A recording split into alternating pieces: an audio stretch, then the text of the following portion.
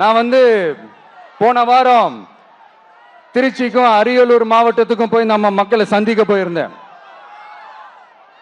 அப்போ பெரம்பலூரும் போக வேண்டியது. அங்க சில ரூல்ஸ் அண்ட் ரெகுலேஷன்ஸ், ஒரு கட்டத்துக்கு அப்புறம் இந்த பஸ்ஸே மூவ் ஆகல. அதுக்கப்புறம் அதை தாண்டி ஒரு டைமுக்கு மேல பேசுறது, சரி அதெல்லாம் விடுங்க. இந்த நேரத்தில் பெரம்பலூர் பகுதி மக்களுக்கு நான் மன்னிப்பு கேட்டுக்கிறேன். சீக்கிரமாவே உங்களை தேடி நான் வருவேன் ஃபார் ஷுவர். நம்ம இந்த டூர் பிளான், இந்த ஷெட்யூல் போட்டதுக்கு அப்புறம் அது என்னப்பா சனிக்கிழமை சனிக்கிழமை சனிக்கிழமை அப்படின்னு ஒன்று ஸ்டார்ட் ஆச்சு. அது ஒன்றும் இல்லை, உங்க எல்லாரையும் பார்க்கும்போது உங்களுக்கு எந்த விதமான டிஸ்டர்பன்ஸும் இருந்துடக்கூடாது.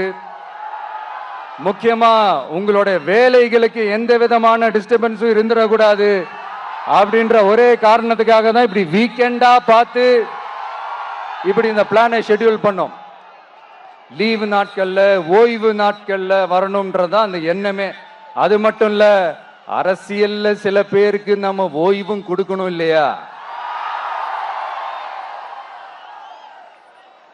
அதனாலதான் இந்த ஓய்வு நாட்களா பார்த்து இப்படி செலக்ட் பண்ணோம். சரி, இப்போ நம்ம மக்களை சந்திக்கிறதுக்கு, நம்ம சொந்தங்களை சந்திக்கிறதுக்கு எத்தனை கட்டுப்பாடுங்க. அந்த இடத்துல பர்மிஷன் இல்லை, இந்த இடத்துல பர்மிஷன் இல்லை. ஆனா அதுக்கான காரணங்கள்லாம் நீங்க கேட்டீங்கன்னா சொத்தையான காரணமா இருக்கும். அங்க பேசக்கூடாது, இங்க பேசக்கூடாது, 5 நிமிஷம் தான் பேசணும், 10 நிமிஷம் தான் பேசணும். நான் பேசுறதே 3 நிமிஷம் தான். அதுலயும் அது பேசக்கூடாது, இதை பேசக்கூடாதுன்னு சொன்னா அப்புறம் நான் எதை தான் பேசுறது? அரியலூர்ல போனப்போ நான் கரெக்டா அந்த ஊருக்கு போறதுக்கு முன்னாடி அந்த ஏரியாலேயே அந்த பவர் கட்டு. அப்புறம் நான் திருச்சிக்கு போய் நான் பேச ஆரம்பிச்சதுக்கு அப்புறம் அந்த ஸ்பீக்கருக்கு போற அந்த வயரு கட்டு. இல்ல, நான் தெரியாம தான் கேட்கிறேன் சிஎம் சார்.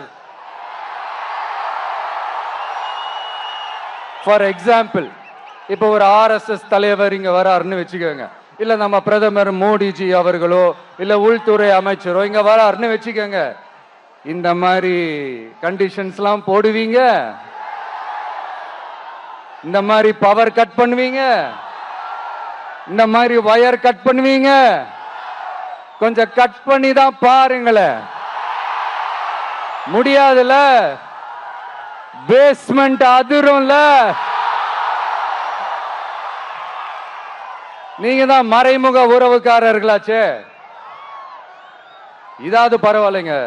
இதை தாண்டி ஒரு ரூல் ஒண்ணு போட்டாங்க, பஸ்ஸுக்குள்ளேயே இருக்கணுமா, பஸ்ஸை விட்டு வெளியில வரக்கூடாதான், கையை இவ்வளவுதான் தூக்கணுமா, இப்படியே வரணுமா.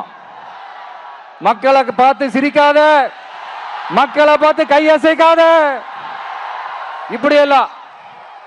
ஐயோ ஐயோ, நானும் என்னவோ ஏதோ நினைச்சேங்க. செம்ம காமெடியா இருக்குங்க.